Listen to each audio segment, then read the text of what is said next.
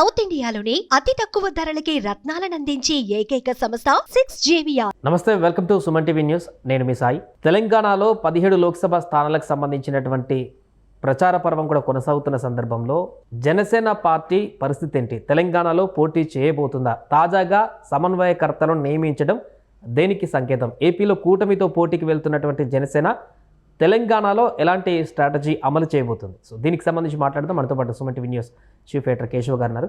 Sir, so Janasena, BJP, TDP ఏపీలో కలిసి ఎన్నికల్లోకి వెళుతున్నాయి. తెలంగాణకు సంబంధించినటువంటి చర్చ అయితే ఇంతవరకు రాలేదు. బట్ ఫస్ట్ టైం నిన్న సమన్వయకర్తలనని కొంతమంది పేర్లను విడుదల చేసింది జనసేన. సో పవన్ కళ్యాణ్ తెలంగాణలో పోటీ చేస్తున్నారా? సమన్వయకర్తల పేర్లు విడుదల చేయడానికి గల కారణాలు ఏంటి? పవన్ కళ్యాణ్ జనసేన పార్టీ తెలంగాణ ఎన్నికల బరిలో అయితే నిలిచే అవకాశాలు లేవు ఇప్పుడున్న పరిస్థితుల్లో. అలానే లాస్ట్ టైం అసెంబ్లీ ఎలక్షన్స్ సమయంలో జరిగినటువంటి పరిణామాలని చూస్తే కనుక ఇప్పటికీ కూడా జనసేన పార్టీని తెలంగాణలో కూడా పార్ట్నర్గా బీజేపీ కన్సిడర్ చేస్తుంది అనడానికి ఉదాహరణగా మనం దాన్ని చూడాలి. పొత్తు ఉండదు, ఇట్లాంటి పిచ్చి పిచ్చి మాటలు మాట్లాడి బీజేపీ నాయకులందరూ కూడా పార్ట్నర్స్ని అవమానపరచడం ద్వారా కలిసి వచ్చేటువంటి 1-2 పాయింట్లు కూడా పోగొట్టుకుంటున్నారు. ఎందుకంటే కిషన్ రెడ్డి గారే స్వయంగా ఎన్నికల్లో పొత్తు ఉండదు అవన్నీ మాట్లాడి ఇప్పుడు ఎన్డీఏ అని దేశవ్యాప్తంగా పనిచేస్తున్నప్పుడు ఉదాహరణకి ఇప్పుడు టీడీపీ నేత లోకేష్ తమిళనాడు వెళ్ళి ప్రచారం చేశారు. ఎందుకని? బీజేపీ కూటమిలో ఉన్నారు కాబట్టి అక్కడ ఉన్నటువంటి తెలుగు ఓటర్ ఏదైనా అవసరం రావచ్చు, ఒక 100 రకాల ముందు అంశాలను ఆలోచించిన తర్వాత నిర్ణయం తీసుకోవాలి. కానీ ఇక్కడ తెలంగాణ బీజేపీ నేతలు నోటి దురుసుతనం వలన కలిసి వచ్చే వాళ్ళని కూడా పోగొట్టుకుంటున్నటువంటి పరిస్థితి చాలాసార్లు చూసాం. బీజేపీ పరంగా అది ఉంటే వెర్షను, జనసేన పరంగా ఏంటంటే కొన్ని నియోజకవర్గాల్లో బలం ఉంది, ప్లస్ పవన్ కళ్యాణ్ అభిమానులు ఉన్నారు, వీళ్ళ ఓట్ ఫ్యాక్టర్ ఎంతో అంత కలిసి వస్తుంది అనుకుంటే ఆయన క్యాంపెయినర్గా, స్టార్ క్యాంపెయినర్గా రాష్ట్రంలో ఉపయోగించుకోవచ్చు. 1-2 సభల్లో ఆయనతో నిర్వహించడం వల్ల పెద్ద నష్టం ఏం జరగదు. లాభం జరగకపోయి ఉండొచ్చు, ఆ తర్వాత విషయం. నష్టం అయితే జరగదు. సో ఇక్కడ మళ్ళీ తెలంగాణ, ఆంధ్ర అనే సెంటిమెంట్ పనిచేసేటువంటి పరిస్థితులు ఇప్పుడు ఏమి లేవు. ఎవరి రాష్ట్రం వాళ్ళది, ఎవరి ఇల్లు వాళ్ళది, ఎవరి పద్ధతి వాళ్ళది, ఎవరి సంసారం వాళ్ళు నడుపుకుంటున్నారు కాబట్టి ఆ సమస్య వచ్చేటువంటి వాతావరణం లేదు. కావాలని ఉద్దేశపూర్వకంగా రెచ్చగొట్టేటువంటి చర్యలు మాత్రం కొంతమంది చేస్తూనే ఉన్నారు. అది ఇక అలాంటి వాళ్ళకి ప్రజలు బుద్ధి చెప్తారు, దాని గురించి ఆలోచించాల్సిన అవసరం లేదు. ఇప్పుడు జనసేన పార్టీ తీసుకున్నటువంటి ఎజెండా ఏంటంటే రాష్ట్రానికి సంబంధించి ఒక పార్టీ వ్యవస్థగా, ఒక పార్టీగా ఉంది, ఇక్కడ కేడర్ ఉంది, కొంతమంది నాయకులు పనిచేస్తున్నారు. వీటన్నిటిని దృష్టిలో పెట్టుకుని తెలంగాణ పార్లమెంట్ ఎన్నికలకి సంబంధించినంత వరకు ఒక సమన్వయ కమిటీని ఏర్పాటు చేసింది. అందులో ఇప్పుడు జనసేన పార్టీ రాష్ట్ర ఉపాధ్యక్షులు ఉన్నారు, ఆయన మహేందర్ రెడ్డి. అటు ఆంధ్ర కమిటీలోనూ వేస్తారు, ఆయన తెలంగాణ కమిటీలోనూ వేస్తారు. విచిత్రం ఏంటంటే ఆయన ఎప్పుడు ఏ మీటింగ్లోనూ కనపడరు, ఏ ప్రెస్ మీట్లోనూ కూడా ఆయన కనీసం పార్టీ పాలసీ ఇదని చెప్పేటువంటి పరిస్థితి కూడా ఉండదు. అదే ఆయన్నే ఇన్ఛార్జిగా పెట్టి ఇప్పుడు కమిటీ వేశారు. సో ఈ కమిటీ ఎలా ఉంటుంది అనేది మనం ఆలోచించాలి. ఇంకోటి ఏంటంటే ఆల్రెడీ నేమూరి శంకర్ గౌడ్ కానీ, రాజలింగం కానీ, పొన్నూరు శిరీష్ కానీ, సాగర్, వీళ్ళందరూ కూడా అలానే ప్రేమ్ కుమార్ కుకట్పల్లి ఎమ్మెల్యే క్యాండిడేట్ కింద కంటెస్ట్ చేసినటువంటి ఆయన, వీళ్ళందరినీ కలిపి ఒక కమిటీగా వేశారు. సో పార్టీ అస్తిత్వం తెలంగాణలో అలాగే ఉంది అని చెప్పేటువంటి ప్రయత్నం పవన్ కళ్యాణ్ చేసినట్టుగా మనం చూడాల్సి ఉంటుంది. ఈ ప్రయత్నానికి తగ్గట్టుగా బీజేపీ నుంచి రియాక్షన్ ఉంటే ఇక్కడ కూటమి పార్టీ కింద ప్రచారంలో అంతో ఎంతో సహకరించడానికి అవకాశం ఉంది. ఉమ్మడి కరీంనగర్ జిల్లా కూడా సమన్వయకర్తలను ఒక పేరుని మెన్షన్ చేయడం జరిగింది. అక్కడ బండి సంజయ్ పోటీ చేస్తున్నాడు బీజేపీ నుంచి. మరి వారిద్దరు కలిసి సమన్వయంతో వెళ్ళేటువంటి అవకాశం కరీంనగర్ లో ఉంది. సాగర్ ని ఇన్ఛార్జ్ గా వేశారు. సాగర్ సీరియల్స్ ద్వారా ప్రేక్షకులందరికీ కూడా సుపరిచితుడైనటువంటి వ్యక్తి. మొగలి రేకుల్లో ఆర్కే నాయుడు అనే క్యారెక్టర్ ద్వారా చాలా, ఆయన తర్వాత సినిమాల్లో కూడా చాలా సినిమాల్లో యాక్ట్ చేశారు. ఇప్పుడు మెగా ఫ్యామిలీకి సన్నిహితంగా ఉన్నారు. జనసేన పార్టీలో యాక్టివ్గా ఉన్నారు.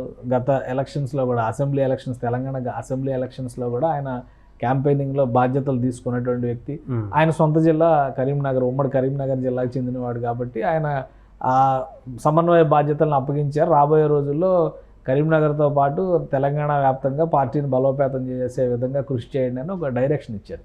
సో అంటే ఒక యాక్టివిటీని జనసేన పార్టీ ప్రారంభించింది. పక్క రాష్ట్రంలో మిత్రపక్షంగా ఉన్నటువంటి పార్టీ కాబట్టి, జాతీయ కూటమిలో భాగస్వామి కాబట్టి ఆ పార్టీ సేవలు ఎలా ఉపయోగించుకోవాలనేది బీజేపీ చేతిలో ఉంటుంది. జనసేన పార్టీగా తమ విధానాల పైన మాత్రమే ఫోకస్ చేస్తూ ఈ సమన్వయ కమిటీని ఏర్పాటు చేసుకున్నారు. ఎలక్షన్స్ వరకు ఒక టెంపరీ అడ్హాక్ కమిటీగా మనం చూడాల్సి ఉంటుంది. ఎలక్షన్స్ తర్వాత రాష్ట్ర స్థాయి పూర్తి కార్యవర్గాన్ని ఏర్పాటు చేసేటువంటి స్కోప్ కూడా ఉండొచ్చు. తెలంగాణ రాష్ట్రంలో కూడా కాంగ్రెస్ పార్టీ ఉన్నటువంటి నేపథ్యంలో గతంలో బీఆర్ఎస్ పార్టీ ఉంది. బీఆర్ఎస్ పార్టీతో అంతో ఎంతో కొంత సత్సంబంధాలు ఉండడం, ఫిల్మ్ ఇండస్ట్రీ పరంగా పవన్ కళ్యాణ్ కూడా ఇక్కడ ఏదో యాక్టివిటీ జరుగుతుంది, డెవలప్మెంట్ ఏదో జరుగుతుంది అనేటువంటి ఒక ఆలోచనతో ఆయన దూరంగా ఉండడం. కొత్త రాష్ట్రం కాబట్టి ఇక్కడ నిర్మాణం జరగడం ఇంకా ఎక్కువ అవసరం ఉంటుంది కాబట్టి ఇక్కడ రాజకీయంగా ఎక్కువ నేను కదలికలు ఉండవు అనేటువంటి సంకేతాలు ఇచ్చారు. బహుశా ఇప్పుడు కాంగ్రెస్ పార్టీ అధికారంలో ఉంది కాబట్టి బీజేపీతో కలిసి చేయబోయేటువంటి పోరాటాల్లో జనసేన పార్టీ భాగస్వామి అవ్వడానికి అవకాశం ఉండొచ్చు.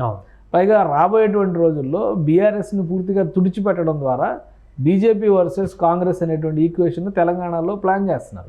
అలాంటప్పుడు పవన్ కళ్యాణ్ బలాబలాలు కూడా ఇక్కడ బీజేపీకి ఉపయోగపడేటువంటి అవకాశం ఉంటుంది. సో ఆ క్రమంలోనే ఈ కమిటీల ఏర్పాటు, ఈ సమన్వయ కమిటీ ఏర్పాటు, అలానే ఈ భేటీల ఏర్పాటు, వీటన్నిటికి కూడా ఆయన చేసినట్టుగా కనిపిస్తుంది. రాబోయే రోజుల్లో ఎలా దీన్ని ముందుకు తీసుకెళ్తారనేది ఇప్పుడు ఆసక్తికరంగా. ఎలక్షన్స్ని దృష్టిలో పెట్టుకుని అంటే ప్రజల్లోకి వెళ్ళాలంటే ఇది ఒక అనువైనటువంటి సమయం. సో ఆ అంశాన్ని దృష్టిలో పెట్టుకుని ఆ పార్టీలో ఉన్నటువంటి కీలక నేతలందరితో కూడా ఒక కమిటీని ఏర్పాటు చేశారు. ఈ కమిటీ ద్వారా బీజేపీకి ఏదైనా సాయం కావాలంటే, ఎందుకంటే సెటిలర్స్ ఓట్స్ ఇన్ఫ్లుయెన్స్ చేసేటువంటి అవకాశం ఉంటుంది. హైదరాబాద్, రంగారెడ్డి జిల్లాల్లో ఉన్నటువంటి సెటిలర్స్ ఓట్స్ కావచ్చు, అలానే స్థానికంగా ఇప్పుడు సాగర్ లాంటి వాళ్ళు ఉన్నారనుకోండి, స్థానికంగా ఎదిగినటువంటి వాళ్ళు. సో వీళ్ళ ప్రభావం కూడా ఉండేటువంటి ఛాన్సెస్ ఉంటాయి. వీటన్నిటిని దృష్టిలో పెట్టుకుని జనసేన ఆ కమిటీ వేసినట్టుగా మనం చూడాల్సి ఉంటుంది. సో తెలంగాణ ఎన్నికల్లో ఈసారి ప్రచారంలో పవన్ కళ్యాణ్ కూడా పార్టిసిపేట్ చేసేటువంటి అవకాశం ఏమైనా ఉందా? ఎందుకంటే ప్రధాని మోదీ ఎట్లా సభలు ఉంటాయి కాబట్టి కనీసం అలాంటి సభలనైనా పాల్గొనేటువంటి అవకాశాన్ని చూడొచ్చా? అంటే ఒకటి, పవన్ కళ్యాణ్ మైండ్ సెట్ని బట్టి చూస్తే ఆయన ఇది ఏదో అయాచితంగా అట్లా ఏదో ఒక కమిటీ వేద్దాము చూద్దాము అనే ఉద్దేశంతో వేసేటువంటి వ్యవహారం అయితే ఉండదు. ఒకవేళ ఇండికేషన్స్ ఏమైనా ఉంటేనే ఆయన అటువంటి చర్య తీసుకొని ఉండొచ్చు. ఇంకోటి ఏంటంటే, రేపు ఎంపీ సీట్లు ఇక్కడ ఎక్కువ గెలవాలి, 12 సీట్లు గెలవాలి, 14 సీట్లు గెలవాలనేటువంటి ఆలోచనతో బీజేపీ నాయకత్వం, కేంద్ర నాయకత్వం చాలా బలంగా పనిచేస్తుంది తెలంగాణలో. పవన్ కళ్యాణ్ శక్తియుక్తులు అవసరమని బీజేపీ నాయకత్వం నమ్మిందా లేదా అలాంటి ఇండికేషన్స్ ఏమైనా ఇచ్చిందా, ప్రచారానికి రావాల్సినటువంటి అవసరం ఉంటుందనేటువంటి అంశంలో భాగంగానే పవన్ కళ్యాణ్ ఈ కమిటీని నియమించారనేది కూడా మనం తెర వెనుక ఏం జరిగింది అనేది అప్పుడే చెప్పలేము. కానీ అలాంటి ఆలోచన ఉంటేనే ఈ కమిటీ నియామకాలు తన పార్టీ వైపు నుంచి చేయవలసినటువంటి ఏర్పాట్లు పవన్ కళ్యాణ్ చేసుకుంటూ ఉండవచ్చు, రాష్ట్ర నాయకత్వంతో సంబంధం లేకుండా. ఎందుకంటే బీజేపీ రాష్ట్ర నాయకత్వం రోజుకు ఒక మాట మాట్లాడుతుంది. సో కిషన్ రెడ్డి గారు కూడా కూటమిలో ఎవరు ఉండరు, ఇక్కడ ఒక ఒంటరిగానే పోటీ ఒంటరిగానే చేయొచ్చు, బట్ కూటమిలో పార్టీల సహకారం తీసుకోవచ్చు అవసరమైన సందర్భంలో. ఇప్పుడు చంద్రబాబు నాయుడు కూడా తీసుకొచ్చి ఇక్కడ ప్రచారం చేయమని అడిగే అవకాశం ఉండొచ్చు కదా, ఎందుకంటే ఆయనకు ఉండేటువంటి అభిమానులు ఉండొచ్చు. ఎందుకు ఇప్పుడు రేవంత్ రెడ్డి కాంగ్రెస్ పార్టీని లీడ్ చేస్తారు, ఏపీలో ప్రచారం చేస్తున్నారు. చంద్రబాబు నాయుడు కనుక వస్తే రేవంత్ రెడ్డి, తెలుగుదేశం పార్టీ కేడర్ అంతా కూడా రేవంత్ వెంట నడవాలనేటువంటి ఒక ఇండికేషన్ ఇచ్చారు. అందుకనే లాస్ట్ టైం ఎలక్షన్స్లో ఆ ఓట్స్ అన్నీ కూడా కాంగ్రెస్ కన్వర్ట్ అయినాయి అనేటువంటి అభిప్రాయం ఉంది. సో దాన్ని బ్రేక్ చేయాలనుకుంటే చంద్రబాబును కూడా తీసుకురావడానికి అవకాశం ఉండొచ్చు. సమైక్యవాదం ఈ చర్చ వచ్చినప్పుడు చంద్రబాబు నాయుడుకు ఉన్నటువంటి సీనియారిటీ ఇవన్నీ కూడా కొంత ఇక్కడ బ్యాక్లాగ్ అయ్యేటువంటి అవకాశం ఉండొచ్చు. కాబట్టి బీజేపీ చంద్రబాబు నాయుడుని పిలవడం కంటే కూడా పవన్ కళ్యాణ్ పిలవడానికి ఎక్కువ ప్రిఫరెన్స్ ఉంది. 2014 ఎలక్షన్స్లో కలిసి తెలంగాణలో కూడా ప్రచారం చేశారుగా, పవన్ కళ్యాణ్, మోడీ, అమిత్ షా వీళ్ళందరూ కలిసి చేశారు కదా. సో ఆ అంశాన్ని బట్టి చూస్తే కనుక తెలంగాణ ఎన్నికల ప్రచార సభల్లో పవన్ కళ్యాణ్ కూడా కనిపించడానికి అవకాశాలు 70-80% ఉన్నాయి. రైట్. కేంద్ర పార్టీ ఒకవేళ అలాంటి ఇండికేషన్స్ ఇవ్వబట్టే ఈ సమన్వయ కమిటీల నిర్ణయాన్ని తెరపైకి తీసుకొచ్చి కూడా ఉండొచ్చు. పర్టికులర్గా కరీంనగర్ నియోజకవర్గం పైన ఫోకస్ పెట్టాలనేటువంటి సూచన చేశారంటే బండి సంజయ్కి సంబంధించి కూడా కొంత పాజిటివ్ నోట్ ఉండొచ్చు. ఎందుకంటే సామాజిక వర్గాల పరంగా కూడా కాపు ఓట్లు అట్రాక్ట్ చేయాలంటే పవన్ కళ్యాణ్ ఆకర్షణ, పవన్ కళ్యాణ్ అవసరం కూడా ఇక్కడ ఉపయోగపడేటువంటి అవకాశం ఉంటుంది. సో ఈ ఈక్వేషన్స్ అన్నింటినీ దృష్టిలో పెట్టుకొని పవన్ కళ్యాణ్కి అక్కడి నుంచి సందేశం ఏదైనా వచ్చి ఉంటే ఆయన ఈ చర్య ఇది ఇప్పటివరకు ఎవరు ఊహించలే. ఎందుకంటే ఆయన ఆంధ్రప్రదేశ్ అసెంబ్లీ ఎలక్షన్స్ బిజీలో ఉన్నారు. సో అలానే కూటమి అభ్యర్థులని సెట్ చేసుకునేటువంటి పనుల్లో బిజీగా ఉన్నారు.